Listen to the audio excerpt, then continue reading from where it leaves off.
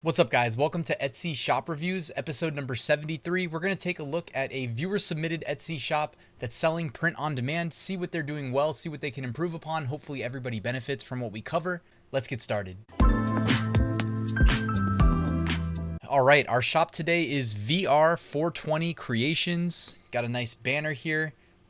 2 sales to date, and let's see, 159 products posted. Right away, the thing I'm noticing is you're using white background mockups on Etsy. The biggest thing to remember is that on Etsy, if your mockups aren't good, like even if you have like the best, most perfectly researched product niche and the best design, if your mockup doesn't do a good job of selling your product to the consumer, to the customer, it's not going to make any sales. You know what I mean? And these white background mockups, they don't do well on Etsy.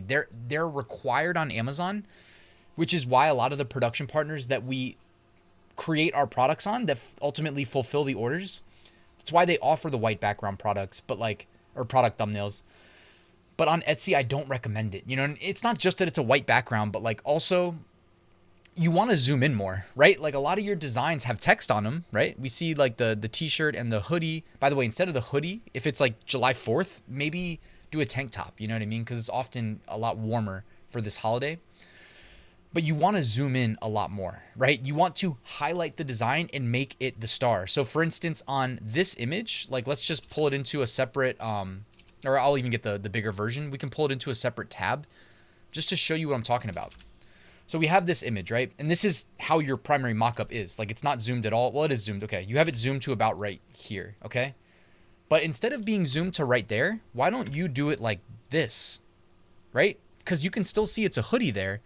Except now, look at the size of the design relative to the size of the mockup. It's starting to occupy, 20, 25%, which is like the minimum, you know what I mean, that it should, in my mind, occupy. Also, just the style of graphics you're doing, just being honest on a design perspective, like I don't like those kind of gradient style graphics. I don't know how else to describe them. Sometimes I call them graphics that were made for the internet, not made for print. I just don't think those look good in designs, just being honest. You know what I mean? I'm talking about the emoji more than anything right there. Okay. So you need to have good designs. You got to have, and honestly, sometimes it's better to have a simple text only design than a design with graphics that like isn't really optimized for print on demand, like to be printed on a t-shirt, to be printed on a hoodie, whatever. Got to have really good mockups. I mentioned last week in the episode that you can use Etsy to find mockups. You can also use Creative Fabrica. All right. Creative Fabrica has a mockup for everything. So in this case, it looks like you were selling a Gildan 18,000 hoodie. So you can actually come to Creative Fabrica, type in Gildan 18,000, and they also have a bunch of mockups. All right.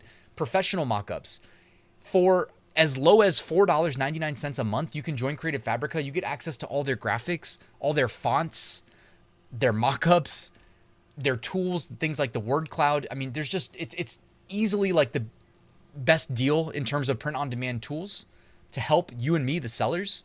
So I'll put my link to Creative Fabrica right at the top of the description so you get that discounted rate. The reason I'm sharing this again is because you can, I mean, at a minimum, like you're going to level up your listings here. Like, even though I don't think it's a perfect design, but in the context of mockups, you just saw that was, I didn't even give it a scroll, but like Creative Fabrica's full of good mockups, full of pre-made graphics too. So then you can swap out that emoji that I don't like. And I'm not trying to be, I know a lot of this stuff is subjective, but like that's the purpose of this video, is to, you know what I mean? To level up, and I really think you're going to see a huge difference in improving the design, improving the mockups. Those two, I mean, but we kind of say the same thing every week, don't we? Now, on top of that though, look at your pricing. You've got a $26 t-shirt. And if I just go, I mean, what do you think is going to happen? If I go to Etsy search, okay, and I type in July 4th shirt, do you think we're going to see anything near the top priced at 27? Okay, we do have one price at 27, but it's an ad, so it doesn't necessarily mean it's like a best-selling shirt. If we go to the organic bestsellers, okay, we have this right here, $25.79. Maybe I'm going to have to eat my words here, but it's comfort colors. So if you're selling comfort colors, people are willing to pay more. If you're not selling comfort colors, that's tough. All right, to justify that kind of a price point. Last week, we saw somebody trying to sell a Gildan 5,000 shirt, which is like the cheapest shirt there is. And honestly, I'm not a fan of the quality, for $27. and they had, you'll never guess how many sales they had. They had 0 sales. All right. So sometimes it just kind of is what it is. Like, you can see here though, the more average price range to expect is between $10 and $20, right? So you can see when people come down here, like the one over my head, $8.99. But guess what? If we check this shirt, select a size, let's go to a size large, and all of a sudden the size large is $14.95. And then guess what? By the time we hit checkout and we pay shipping, it's going to probably be $5 shipping, if not $6 shipping. And they're collecting $20, $21. But sorry for interrupting. I wanted to let you know that linked in the description, you can find my free print-on-demand mini course that is completely new for 2023. If you sign up, it'll help you get your first sale. And down there, you'll find a link to my print-on-demand Facebook group. I hope you'll join the community. But you see how they collected that $21, right? Because look at the list price here, $8.99. Who do you think's gonna get clicked? Them, with a really nice mock-up as well, I should add. And also, text only, right? Simple text design. Or you with like a zoomed out listing where you can't see the design on the shirt. White background's just weird on Etsy. On Amazon required. On Etsy, nobody does it. You know what I mean? With a $26.17 list price. And not even free shipping on that shirt. At least the hoodie has free shipping.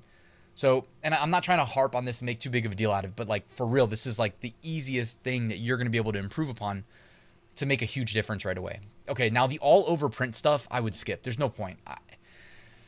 Like you can go to Old Navy and get $5 flip-flops. So why is somebody going to pay $30 with just a simple red and blue stripe pattern on it? Now, I might end up eating my words, but come on now. I mean, like your time is better spent making designs like this. Even though I'm not a huge fan of the design, I keep coming back to it. But like you're more likely to sell this shirt than you are like a all over print striped $30 flip-flops. You know what I mean? Or the tumbler for $30 or the dress for $30. Like, when I used to do the Redbubble shop reviews, every single week there would be at least one person selling the random patterns. And like, of course, we don't know if they actually sold, but we could make a safe guess that they don't sell.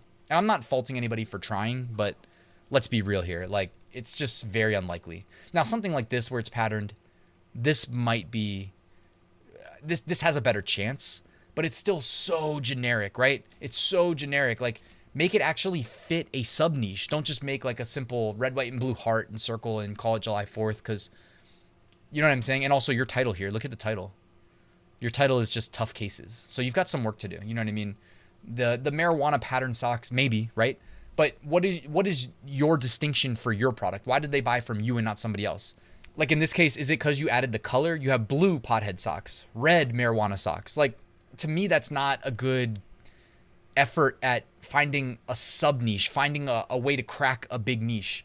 If it's me, it's probably more long tail keywords, like a long tail keyword phrase or a few of them that people are actually searching. But color as a qualifier, that's not something I ever do personally. So I mean, I wouldn't think that like I'm going to enter a really crowded niche like marijuana smokers, but differentiate myself because I put the color in the title, you know, unless your niche research led you to that. And you end up thinking that that's going to be a big difference maker.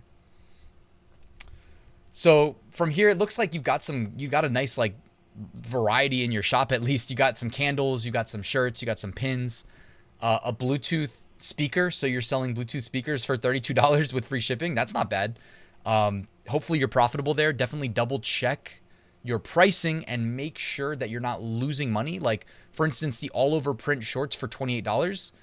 Double check that. Make sure you're not losing money. Just, you know what I mean? We're in this to make money, not lose it. So let's wrap this up. I definitely admire your effort. You're on the right track with posting all these different products in all these different niches. My guidance to you would be pick a product type. One, whether it's t-shirts, whether it's candles, doesn't matter. Make a really good product listing template and create a bunch of well-researched, well-designed products across different niches on that product type. And of course, make that primary thumbnail really good. All right. And then figure out your pricing and make it competitive. And if you're like, but Ryan, what do I price it at? Well, do what I did, right? Go to Etsy, do a quick keyword search and look at your competition. Sorry if you can hear the dogs in the background, by the way. I think it's time to wrap the video. Guys, thank you so much for watching. Please like and subscribe. Check out my full print on demand course. It covers everything you need to succeed at Etsy, but then it covers eBay. It covers Amazon. It covers Walmart. It covers Redbubble. It covers niche research, niche design. It covers automation. It covers production partners. It's by far the best value you're going to find. And all I can promise you is that you're going to get my exact process that helps me make six-figure profits from my print-on-demand business every year since 2019. So you can find that link in the description. Thank you for watching, guys. I'll see you tomorrow with a new top 5 niches of the week video.